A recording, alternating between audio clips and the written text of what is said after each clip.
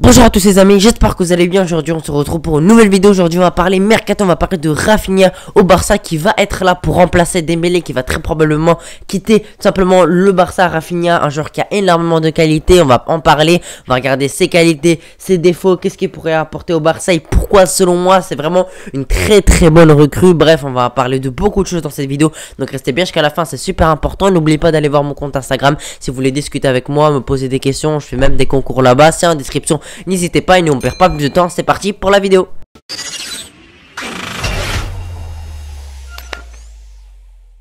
Les amis, avant de commencer la vidéo, en quelques secondes, j'aimerais vous présenter un maillot du Barça, un très beau maillot du Barça que Mayogo m'a envoyé. Si vous voulez vous procurer ce maillot, c'est en description. Mayogo vend des maillots pour pas cher, d'excellente qualité. Vous avez tous les maillots, tous les clubs, toutes les sélections. Vous avez moins 15% avec le code AYT. Donc les amis, allez vous faire plaisir. Alors déjà, les amis, on va faire une présentation très rapide comme d'habitude. Déjà, il joue à Leeds, vous le savez, Leeds United qui a réussi à se maintenir en première ligue. Ils ont failli aller en deuxième division, mais ils se sont sauvés malheureusement pour nous. Parce que si jamais Leeds allait en deuxième division, on allait vraiment l'avoir pour un petit prix qui est 25 millions d'euros. Donc il a joué 35 matchs en première ligue, 11 buts, 3 passes décisives. Rendez-vous compte, il est décisif plus de une fois sur 3, sachant qu'il est dans une équipe qui est en difficulté, qui a failli aller en deuxième division anglaise. Donc c'est vraiment incroyable de sa part, d'un joueur qui, voilà, parce que souvent les joueurs de petite équipe, ils marquent pas énormément de buts, mais franchement 11 buts et 3 passes décisives, je trouve ça vraiment très bien. Il est quasiment tout le temps titulaire, il est toujours aligné parce que c'est vraiment un joueur très important pour Leeds United. Et heureusement qu'il est là parce que selon moi, sans lui, ils sont très largement en deuxième division. Il a réussi à les sauver dans plein de moments tout simplement. Contre les grandes équipes également, il est très important. Ça, on va en développer un peu plus tard. Il a 25 ans, il est né en 96 tout simplement. Il fait 1m76 tout simplement. Donc c'est voilà, c'est la taille d'un attaquant normal parce que souvent les attaquants ils sont pas très grands. En tout cas, je veux dire les attaquants dribbleurs, techniques, etc. Ils font entre 1m70 et 1m75, 76 jusqu'à 80, quelque chose comme ça. En tout cas, la plupart du temps, c'est un joueur brésilien qui est très souvent sélectionné en équipe nationale du Brésil. Il est souvent titulaire, il performe beaucoup malgré qu'il y ait vraiment beaucoup de concurrence, que ce soit avec des Neymar, des Vinicius. Bref, en tout cas, le Brésil a vraiment une très grande équipe et il arrive à être sélectionné, à jouer pas mal de matchs. Également, avant, il jouait à Rennes et il a aussi joué au Sporting Portugal et il a aussi joué à Guimarães au Brésil. Donc pour le moment, il fait une carrière où il n'est pas dans des grands clubs parce qu'il a joué au Sporting. C'est une bonne équipe qui a une histoire, c'est un grand club, mais c'est pas parmi les Barça, Real, etc., vous m'avez compris. Puis il a joué à Rennes, puis il a joué à Leeds. Maintenant là il est à Leeds United et ma valeur marchande c'est de 45 millions d'euros et je pense que si on le veut on doit le payer pour ce prix là, entre 45 millions d'euros et 50 millions d'euros, parce que c'est à peu près ce que Leeds veut. Bien évidemment 50 millions d'euros c'est pas bon marché, j'ai envie de dire, c'est pas du tout cher, mais franchement moi je trouve que c'est un bon prix. Je pense qu'il les vaut, même si moi je vous avoue c'est un peu chaud de dépenser autant d'argent là-dessus. Mais il faut savoir que le Barça a débloqué je ne sais plus combien de millions d'euros, 700 millions d'euros. Bien évidemment ils vont pas mettre 700 millions d'euros cet été, mais ça va nous permettre tout simplement de nous faciliter les recrues, que ce soit recruter Lewandowski, Rafinha, Christensen, Kessie, etc., vous m'avez compris. Donc ça va nous permettre de recruter d'autres joueurs, mais bien évidemment on peut le négocier, on peut mettre le prix à la baisse, surtout que il y a un point qui est vraiment très important, c'est que Rafinha veut rejoindre le Barça. Il veut tout simplement, avec son agent, il veut rejoindre le Barça et ça c'est un point très important parce que si le joueur veut absolument rejoindre un certain club, bah, il peut faire le forcing pour quitter le club pour un prix un peu plus bas. Moi en tout cas je pense qu'on devrait l'acheter entre 40 et 50 millions d'euros. Plus pour moi c'est trop cher. Je pense que voilà, 45 millions d'euros pour moi c'est le prix juste. Et si jamais voilà on veut pas dépenser autant d'argent, tout simplement on peut procéder à des échanges comme avec un Langlais qui a une bonne valeur marchande, qui n'est pas un mauvais joueur, Umtiti également et d'autres joueurs tout simplement. Donc on peut trouver des solutions si jamais la Porta ne veut pas mettre autant d'argent. Et ce n'est pas un joueur qui va te demander un salaire énorme parce que voilà, c'est pas un joueur confirmé, j'ai envie de dire. Il a 25 ans, il a joué dans des bons clubs, mais il n'a pas encore joué dans un grand club pour avoir l'ambition de demander un très gros salaire. Donc il aura un bon salaire, mais pas, ce sera pas 10 millions net, etc., ce sera bien en dessous et ça fait plaisir parce que les difficultés du Barça c'était surtout à cause de la masse salariale et il faut simplement trouver des solutions pour pas encore l'augmenter parce qu'on a déjà beaucoup beaucoup baissé et c'est pas le moment de la faire trop augmenter, surtout qu'il y a beaucoup de recrues qui vont venir, que ce soit Kessie, Christensen, pourquoi pas Marcos Alonso, Lewandowski, etc. Donc faut pas simplement exposer notre masse salariale où on va être encore en difficulté financière et ça c'est très important, mais c'est à la portée de gérer. Maintenant les amis, je vais vous dire pourquoi pour moi Rafinha va réussir au Barça, il peut réussir le Barça qui a les cartes en main. Donc tout simplement les amis, pour commencer, c'est un joueur qui est très technique.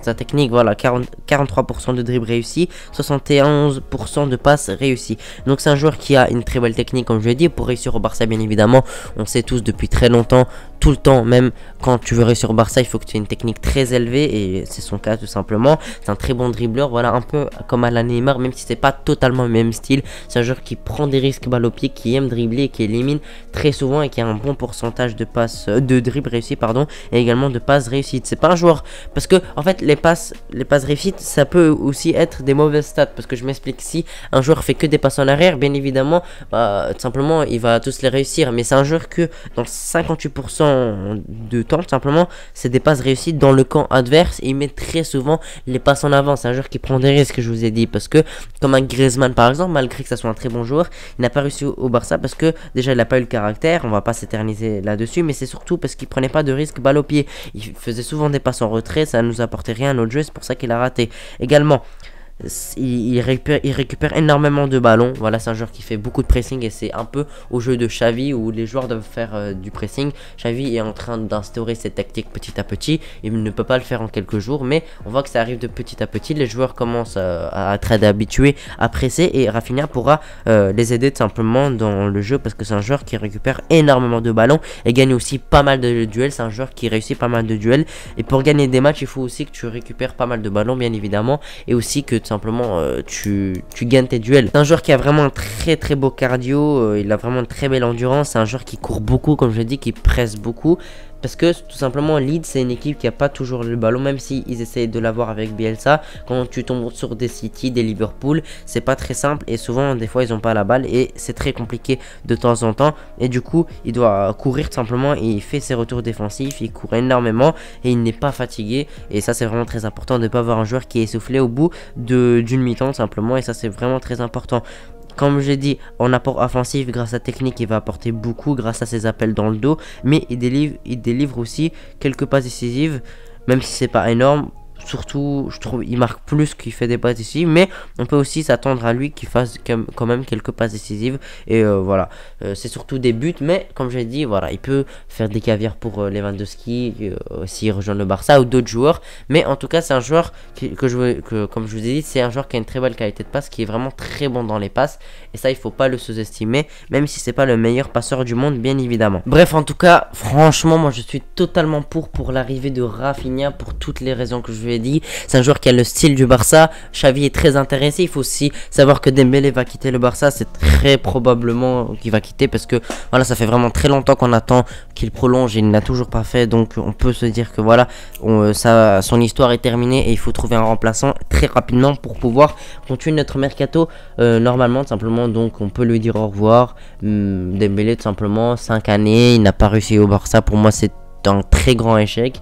Malheureusement cette saison il a fait une très bonne saison, mais on aurait pu attendre une confirmation sur cette saison, mais il décide de partir très lâchement du Barça, donc tant pis pour lui. On est le Barça, donc on va pas pleurer sur son cas, il n'a qu'à quitter le Barça, bon vent, et on va pourquoi pas le remplacer par un très bon joueur qui est Rafinha pour un bon prix, une 40 millions d'euros. Pour moi je pense que c'est un bon prix. On peut négocier, voilà, baisser le prix, le mettre à la baisse, faire des échanges, etc. On peut toujours trouver des solutions. Et pour moi, je suis totalement pour. N'hésitez pas à me donner vos avis dans les commentaires. Si vous êtes plutôt pour à l'arrivée de Rafinha au Barça ou plutôt contre, n'hésitez pas à me donner des arguments. Moi, j'en ai donné. Je vous ai dit pourquoi pour moi, il devrait rejoindre le Barça. Bien évidemment, il y a quelques points négatifs. Comme par exemple, il a 25 ans. Il n'a toujours pas rejoint de grands clubs. Donc, on ne sait pas ce que ça donne dans les très grands clubs.